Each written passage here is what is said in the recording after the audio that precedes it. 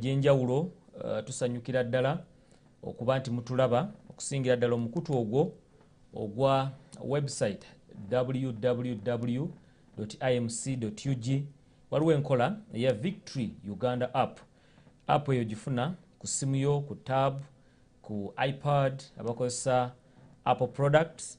Osobola naawe okugifuna n'obeera ekitundu ku DreamTV n'owuliriza Impact FM ne programs ez'enjawulo nazo ozisangayo erudda lweyo.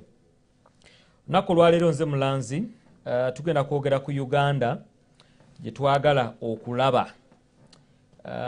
Tuzze tuwulira abantu wano ab'enjawulo abazze batuula mu ntebe ya The Uganda We Want okuva mu bitongole eby'enjawulo, bannayuganda ab'enjawulo, kubanga tukkiriza mu eno program nti mmwe bannayuganda muyina Uganda gye mwagala okulaba. Nga Uganda gye mwagala okulaba kati waliwo akatambi akatambula, abamu ku mmwe be mwawa emirimu okubaweereza babakudaalira nga tebakirumyemu na kukirumamu n'omundi n'ogumu, oba munaafiira wa, oba mutambulira mu nguudo ki, bo tebakyalina pain yonna because their life is secure, and if their life is secure, therefore yours, it doesn't matter. It doesn't matter. Well, we in this program, let me tell you, the Uganda for us, we want to say that your life matters. Your life is important. The same way leaders have secured their lives, it should be the same way they should secure the life of a Ugandan. In line with that, we will achieve and enjoy the kind of Uganda that you and I envision. Batugobera ku Impact FM tugenda kutambula bwe tuti nga tuwulira ebigambo olunaku olwaleero okuvaako eri munnayuganda Musaayi Muto. Uganda eno eweereddwa omukisa nti we are among the young nation, eggwanga lyaffe tto. Leero mbaddeko mu ofiisi nga nyina gwe njogera naye ne tugamba nti okulonda okuddako mujja kulaba abalonda nga bali wakati w'emyaka 18 n'emyaka 40. Ekinene nnyo mu 5 abajja okusinga obungi. Well, sikola mu Electoral Commission naye that is my projection. Tukyazizza Guild President omulonde owa Makerere University, ettendekero ekkulu wano mu ggwanga erya Uganda liruddewo. Edda abantu baavanga gye bavudde nga balyettanira. Simanyi wa bwe kiri ye Guild President anaakingambo bakikyali bwe kityo. Ow'erinnya Maseruka Robert. Thanks okulaba mu program. It's your maiden appearance mweno program. Uganda gye twagala akalulu akawangula otya. Nesooka obabuuzeeko abakulaba n'abakuwuliriza. You're welcome. Thank you so much. Abatulaba n'abatuwuliriza mwebale nnyo, mwebalire ddala. Tusigale ku mukutu guno nga tuwuliriza Uganda gye twetaagira gye twagala. Balamusizaako nnyo, mwebale nnyo, mwebalire ddala. Okay, yeah, well, omuntu ayagala kumanya Maseruka Robert yani kubanga wano mu Uganda We Want twagala nnyo okumanya ani ono agenda okwogerako gye tuli atudde mu ntebe eno. Maseruka Robert gwe balaba okusookera ddala mwana wa Uganda. That is a right to be citizens.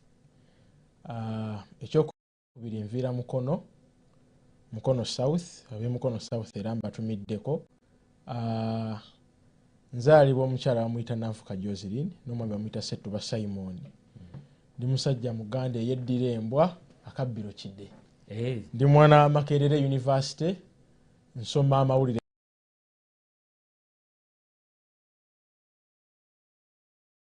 Bachelors of Journalism and Communication, and I'm in my 3rd year. Yes, sir. Okay. Wasomera wa primary, secondary, otuko otya Makerere? Okusooka ddala nasomera edda ffe twalinanga baby class edda ddi naseruka nazzi kuno twalinanga baby class womesa oluganda era nasomera ku St Catherine nengenda kusomera I think St Catherine yekyaliyo tekyaliyo lyavaawo nengenda ku Gym Education Center liri eyo wait Kiyonga. a minute essomero lyewasomeramu that is yes. or baby whatever lyavaawo dda lyabeeranga obweyogerere terikyaliwo nengenda from P1 to P3 nasomera Gym Education Center, P3 to DA, P5 to P7 nasomera Chekahili Infant. Nengenda ku Bugema Adventist Secondary School nasomera S1 ne S2. Nengenda ku Wellstar Bright Secondary School liri Mukono. Mukono Kabembe. From senior 3 to senior 6. Nava nengende Makerere. Okay. Nava nengende Makerere. Well, mpulidde bulungi nga tonnaba kuyingira kasozi. Yesebo. Eno gye wasomera wali wenyigirako mu leadership obulamu bwali butya? Okusokera ddala nali class monitor kuva baby class paka P7 kuva ku St Catherine nga gwe bakulabamu obukulembeze. Mbadde class monitor mu class ezo zonna mwembadde. But maybe to be specific, in P5 I was a disciplinary prefect ku Chekahili Infant. I was a head prefect in my primary 7. I was a chapel prefect in senior 3. I was a head prefect in senior 6. Oh. Yeah, so okay, awo tukwatagana ebimu awo tukwataganira ku senior 6 because myself primary 4 wentandikira okubeera time keeper. Era obudde wano muna ojja kundaba nga nkugamba tuve wano katubudduse misinde time keeper from primary 4 up to primary 7, senior 1 up to senior 4 head monitor. Omanyi emirimu gyakola egyo kyokozi n'okubayo biki byonna ebyo. Then from senior 5 and senior 6 head prefect. Awo tukwataganira. Wow. So bwe najja e Makerere, I was class president in my first year and second year. In my second year, running I became a GRC. You're like an MP of a constituency, I can say. With a representative was Kuru Jova. And in my third year, I'm the guild president. Okay. Njagala kumanya. Well, nze omuntu mbadde njagala mutegeeza nti bwe tuba twogera nti you're the guild president of Makerere University, it didn't start when you're in your third year. No. It started a long time ago. Kyembadde njagala okuba nga ndaba obukulembeze buno buzze nga bukulondoola. Probably now ozze nga obulondoola. Njagala kumanya kiki ekyo ekiri emabega w'obukulembeze okulondoola wagwe okubulondoola. Hope you've got my question. Yeah, I think for anyone to be a leader, omuntu yenna okubeera omukulembeze, there must be factors that allow us to stand for the positions that we stand for. Whenever we see lack, whenever we see need, whenever we see something is not done, it keeps agitating us to stand for the different positions. Chikuleteranga gwo omuntu alimu obukulembeze to understand that the situation that we are living in is not comfortable enough for us to sleep. You rise up because you feel you identify the problem and you can be the changer. You are the solution to the problem. You stand for the position in order to deliver. Okay. Yes. Well, good to hear that. Well, our viewers and our listeners, just a disclaimer, we are going to use two languages. We will use Luganda and English, you know. Nchaziza guild president. But the musuubira kolaki. Nange lwe natereka mu kabada munzikirize ndujeyo. But anyway, I just want us to be at the same page. I don't want to leave anyone behind. And that's the purpose of our program, the Uganda we want. Now, abavubuka nammwe muyina Uganda gye mwagala okulaba. Bwe bajja eri jimpe. Tutandikira. Mu buli kiseera their needs. Wabeerawo ebyetaago. In every dispensation that we are living in, there are needs that require to be worked upon. the people that are living in that dispensation have the right and have the mantle to restructure, to remeasure, to reproduce that which belongs to their time. Nti nga ffe abavubuka abalivinga mu kiseera kyaffe tulina ebyetaago. We are not blind to what is happening. Tetuzibiriza maaso ku biki bigenda maaso. And so twetaaga okukola. When we identify, we realize there is need for work. And so naffe tulina Uganda gye tulaba. Bitula bigenda maaso bitu envisioning okubaako naffe kye tulaba ekyandibadde okusinga ekyo ekiri. Okay, yeah. Katwogere ku ebyo though waliwo ansindikidde wano message nga bwogenda okutuwa ebyo. I want to be very specific here. Ayagala kumanya, Michael ayagala kumanya kuba mbadde nze nkibuuse time, but I think it is important that I've got someone to ask this question. Guild president akola mugaso ki? Who is a good president at Makerere University, for example? Probably that will put more light to people to know the title that you hold and the position that you are in. Ekibuuzo kyabuuza kiringa bw'onoobuuza omuntu nti president w'eggwanga akola ki? Yes, because at the end of the day we are leaders. You see, ekireetera demand y'omukulembeze buli we tubeera n'abantu. Yes?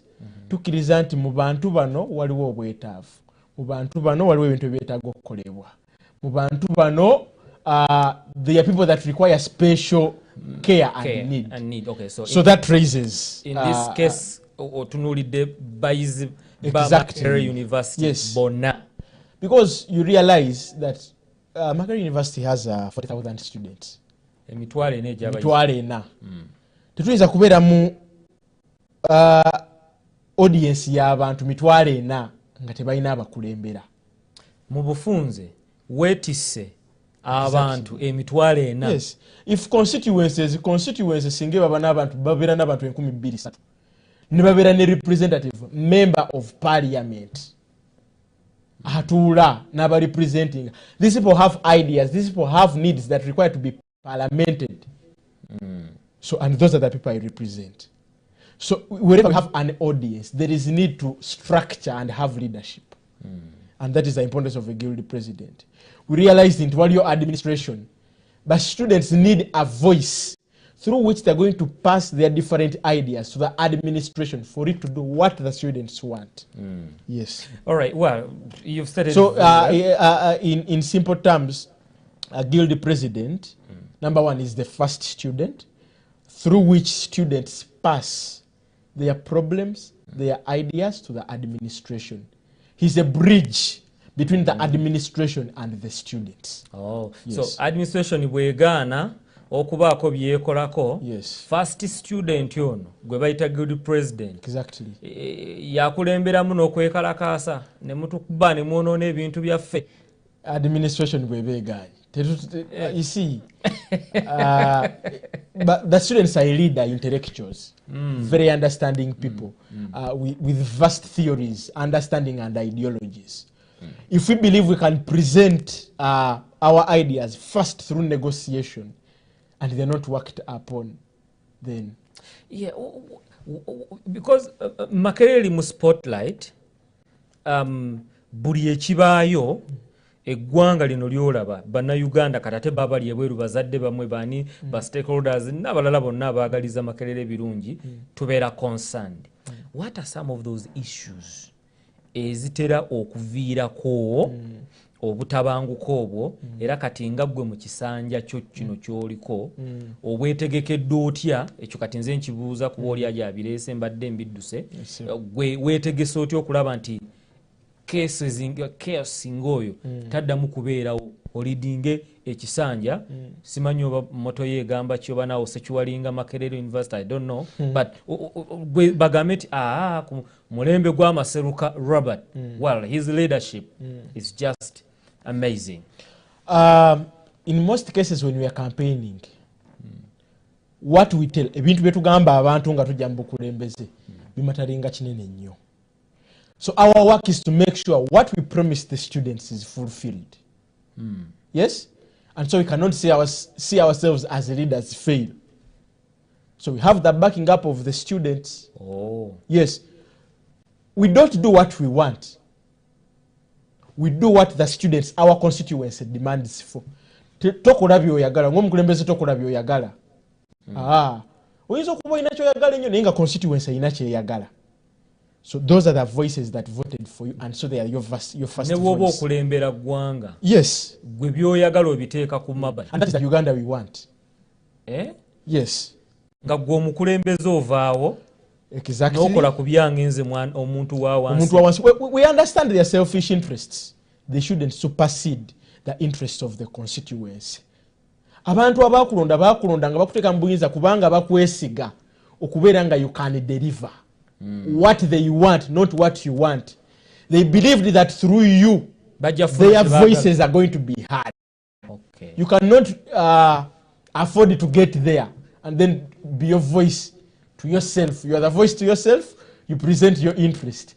When there are people that are suffering, that woke up one day, got onto the ballot papers and ticked you. Yes. No, it is inhuman. Yes. Yeah. If we have, even if we have members of parliament that reach and present policies, even when they are called the public policies, and they present these policies, and these policies are not in the interest of the public, they cease to be members of parliament. What takes you there is the constituency. If we actually thought you are going to present your own ideas, singa abantu bano bamanya nti ogenda tuuka eyo presenting ebyogala tebandi kulonze, your first priority should be the constituency. This applies even right now to the guild presidents and so on. The administration, however much it may want something, the voice of the students matters a lot in the administration. Okay. You are a voice of the administration. It is at rare cases where you become actually a voice of the administration to the students. The administration is to listen to what the students want because they are the resources. It is where the interest of the administration should be. Administration where because waliwo bebererawo. Exactly. Okay. Yes. These students pay money. Likewise to the members of parliament, it is the constituencies that pay money. Bana abantu basasula emisolo ffe tubeere gye tuli. So you cannot afford, whereas you are part of the taxpayers. You have over 40,000, 2,000, 3,000 people that wake up each and every day to make sure you are in parliament. Emisolo gye bakuwa sente ze bakusasula in thinking that you are going to be their voice. Obwa honorable bukola because waliwo bali abakusindika obeere honorable. Yes. So you cease to be a honorable when you are not a voice to those that sent you. Yes, whereas you may occupy the position, but you cease to be honorable. We have seen members of parliament abaddayo bino bagamba oyo talina kye yakola. When you don't have influence among, what creates influence is what have you done? Oliko maanyi ki? When you said about this is happening in the constituency, did it happen? Because was it changed? Yes. Akalulu kanonyo nyina bye wasuubiza abantu. Wabagamba ngenda bikola. Did things change when you got there? Okay. Yeah, if you see, and that is the problem, that people come back to the constituencies when they fear to even meet small groups of people to say a word or two.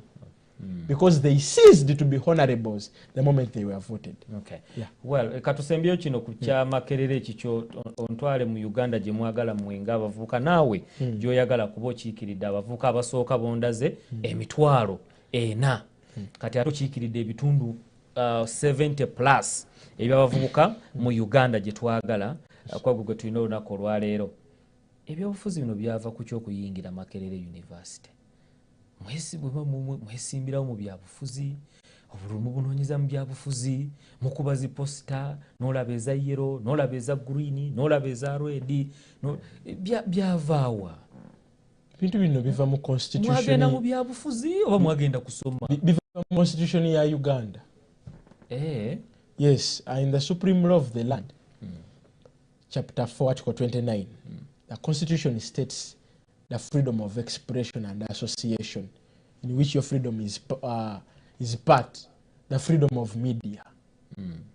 As a human being, you have a right to associate. Yeah, true. Association involves religion, yes, including the political parties. The Great Hill, and that is Makerere University, we believe should be the source of intellectualism, where if people come, have the right to associate and to associate freely. Exactly. So you have a right as a student to associate. And it is through these associations that we have the different political giants, decision makers, opinion leaders that we have in Uganda today. The Semujungandas that you see in parliament today did not just come from anywhere. There is a source. When you look at Joel Senyonyi, he didn't just come from anywhere. There is a source. When you look at the Speaker of Parliament, Anita Among, there is a source. I mean, I'm talking about Makerere University, where we respect ideologies and opinions which make us in the outside world. So the Tuja call politics. No, we literally come to study. But it is a university. It is universal. We have very many other things that we need to involve in besides education. And this is what makes it a university. Otherwise, it would be any other secondary school. If that kind of freedom is not given out. It can be any other secondary school because, I mean, we come to study. People are in books and so on. But we believe when you come to the university, we need to make that extra thing that the world needs to see outside there. That we probably may not come out as first class graduates, but we come out as guild presidents, we come out as GRCs, we come out as college chairpersons, yes, and with grades. That our constituencies or constituencies outside there, abantu abali ebwereyo basobola okutwesiga. Yes, ozokwesimba okulembeddewa. Yes, wafugawa. Yes, and if you're not able enough to articulate issues for intellectuals to understand you, then how sure are you? How can we trust you with the country? How can we trust you with the 2,000 people, including the disabled? Where were you? We cannot. Yes, that is why you see people that have been in this guild leadership, being GRCs, being college chairpersons, and have run out in the outside politics. We learn how to speak. We learn how to parliament issues. We learn how to articulate issues straight from school. We don't learn this from parliament. We exercise what we have learned, just like any other occupations. You become an engineer basing on what you have learned in school. And so even when you are going to articulate issues in parliament, where is the basis of this? You must have been a leader before. So, Agiri President, chogezaako kungamba, abamu betuteeka mu parliament ne babanga they cannot express themselves as you're saying. Yes. Tubabuuze wakulemberako wa oba wavaawa. You can check their background. You may not ask them, but you check their background. You see even what they were when they were leaders. A leader is so much concerned that to miss more than 2 sessions, it hurts. Oye mukulembeze. Ne wiki namba n'agikuba wali. Waliwo okuba wiki namba n'akuba omwezi. Speaker n'ajja n'agamba bane leero nga kisusse. And they are fine. This is too much. And we don't have quorum in parliament. We need to go back and check what they were before they went to parliament. To the extent of how can we trust them? Because for us to vote for you, we need to have trusted, number one, your manifesto and what you are going to deliver. We need to understand your background as a person. So you check the people that are in parliament, the people articulate, have been somewhere doing that same thing. It is not new when they get to parliament. Raising up a hand is okay. They don't fear to have the freedom to speak out their ideas. Okay. And that starts straight from the schools and the universities where we go to. Well, kati nze bwe mba mpita ayita Makerere ne ndaba yellow nendaba red nendaba color zonna ebibiina bye zirina bimanyi blue and whatever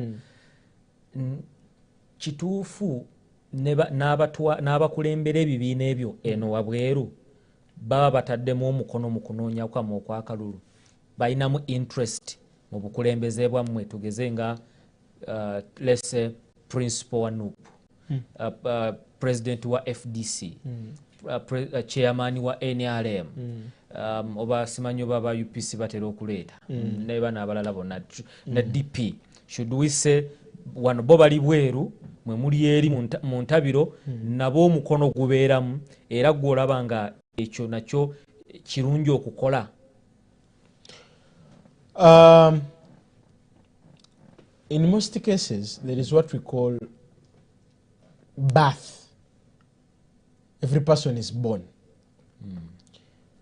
Whereas political parties zino ziri bweru, when they hear there is a student that is interested in guild leadership, yes, they pick interest because these are the same leaders they are going to have to represent them. Oh, okay. You get? So that is where they pick interest from. There is nothing like influence where, for example, if we have an NRM candidate, yes, that we have a call from the president because he's the leader of NRM that do this. Or we have the leader of FDC call the FDC member that do this. That is if, you see, whereas we are partisan when we are looking for votes, after you becoming a leader, you become a leader for all. You become a leader for NRM, you become a leader for NUP, you become a leader for FDC, NT, JEMA, and so on. Yes? Nti botuka mbukulembeze totandika kunoonya ani atakuwagira. You have already won, it is evident. Now we are looking at service. Democracy demands that even those that contest or go against our ideas are still considered as members. That when you are working, you work for all, including those that didn't support you. Yes? Why not banonya? And we you see, we need to get to a point where we are intellectual enough to understand that it is okay not to agree. So is it possible to be an intellectual and you don't understand? Yeah, that is very true. Hey. Yeah, when you think you're an intellectual and it is only your ideas that are right, then you cease being wise. Wisdom calls for acknowledgement of ignorance, for more learning. Yeah. Well, eddakiika zino zidduse kati tugende ku bavubuka b'okiikiridde. Esebo. Ebirala byonna ozza obikoonakoonako. Now in a way that is really very straightforward and detailed. Which kind of Uganda do you envision? You see, I think the most important thing here is to understand that the biggest resource of Uganda and the biggest investment of Uganda are the people of Uganda. Say it again. Can't you them? The biggest resource and the biggest investment of Uganda are the people of Uganda. All of them? Yes. And so what we are looking at is how we keep people happy, how we keep people comfortable, how we keep these people's rights. So, in my mind, yes, you're speaking to me, and what I'm reading from you is people of Uganda are not happy, are not comfortable. How? Number one, when we are having a country whose name has been recognized for being corrupt and the measuring of funds, yes? If the poverty levels are heightening, if people's rights, including that of the media, are not considered as a value, there is no need for us to say that people are happy. You can never be happy when you're poor. You can never be happy when the country you are living in is corrupt. You can never be happy where we are living in a country where you are equally discriminated, where you are not considered, where you are judged because of the tribe, the religion that you belong to, where you are judged because of the political party that you belong to. We cannot afford to have a Uganda where the Baganda are looking at the Banyankole as the threat, where the Banyankole are looking at the Northerners as the threat, where the Northerners are looking at the Easterners as the threat. That's not that Uganda that we envision. And we also cannot afford to live in a country where leaders focus on how they survive in the terms that they have. After getting into power, they focus on how do I survive in these 5 terms such that I come in the next one. We cannot afford to live in a Uganda where education is not a priority. Nelson Mandela once said that it is only education where a child of a peasant can become the head of the farm, where a child of a peasant can become a head of a state. It is only through that we can have a Uganda where we are comfortable with, where we can have education, where we are having opinions and ideas of people being considered as the most valuable thing, where people are free to associate, where people are free to disagree or agree with even the existing government. Yes. Let me take you back briefly to the first point that you mentioned. Yeah. That you're saying that you cannot afford to stay or to live in a Uganda that is corrupt. How do we see corruption, and how has this corruption negatively impacted this country? You see what corruption does? It produces, for example, if it is a tank of water, and water is only supposed to be through the tap of the tank, what corruption does is it produces different holes in the tank, and water splashes from the different holes. And so it doesn't serve the right purpose of the tap. Amazzi gano gayitamu. Amazzi gano gafuna emiwaato emirala egy'enjawulo. Kitegeeza kye kino. You see, we already have, like the budget that is still being debated about in Parliament, of whether the president should be having clothes of 1 million. Yes? If this money, the problem is not the money.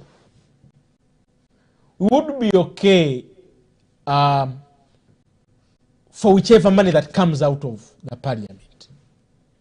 Our question should be, does the money serve its purpose? Yeah, it's true. Sente kale zizze. Sente ziberenji. Let them debate the money and let it be to the standard of the country. Tinga Uganda tugenda kukozesa 53.1 trillion. Or 52.74. Exactly. That is okay. The question should be, is this money going to serve the purpose? Fe tuli okay. Newe bagamba nti budget egenda beera ya bukadde 100. Yes? Ebukadde 100 buno bugenda serving a purpose. Bugenda kukola kye bwetaaga okukola. Okay. Because if the money does not serve its purpose, you see what we mean by serving its purpose is this money is there, number one, to enhance education. This money is there to look at the health sector. This money is there to look at the roads. This money is there to look at the industries. Are we together? Through which, if this money reaches the right places it's supposed to reach, it will reach you, it will reach me.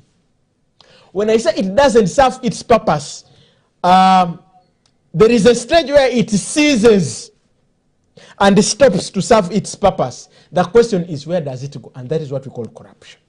Omuntu n'omulaba nga atambula ayita mu mulyango guli n'abali eri wansi n'obagamba ajja natuuka ku madaala awo n'abuliraawo obwe bulyake n'enguzi. If only this money serves its purpose, we would be the greatest country. No, oyina akalala konzibuddemu amaaso. Sente zino tuzibudgetingira tugeze nti ziba teziriiwo. Naye bye tuba tukonyeeko nti sente zino tuzifune zikole kino zino zigende mu health sector, zino zizimbe enguudo, let this take care of the members of parliament, let this the health sector, education. Sente ezo tulaba nga zifunika. Exactly. Kati onzibudde amaaso nti naye bwe ziba zitambula zimanyi oba zeetemako amagulu oba zeekona oba ziremala oba zigongobala. Wali obuzibu. Because if this money does not reach where it's supposed to reach, meaning the people, for example, if I'm talking about the health sector, if the money doesn't reach the health sector, people will continue to plead for medical services in places where they wouldn't. If the money doesn't reach the education sector, people will continue to plead in the different education institutions, which wouldn't have happened if the money had served its purpose. And so, a basic Ugandan, omuntu wa wansi can say, asigala era bwagenda mu ddwaliro alina okusasula, asigala bwagenda mu ssomero alina okusasula, asigala kumbe nga mu budget baamulaga naye mu budget wali ku ssente ze, ku ssente ze baalaga nti the health sector is supposed to get this. Naye ne zitatuuka gye zirina musanga, bwe zitamusanga n'asigala ng'asasula emisolo giri ate ng'alina n'osasulira service eno gy'afuna. Eyali allocated mu budget nti the money was supposed to also work. So ne wali we zibulidde alipoota tugiwulira nti bannange sente zaali zirina okutuuka mu health sector oba zaabula zaafuumuuka ebintu tobiwuliriza. You see, and that is where we need citizens to be serious. They always represent these reports. You see, reports can always be forged. Yes. Yes. It is still the right of the citizens to come out. But we have citizens that do not focus on the different issues that are happening in their dispensation.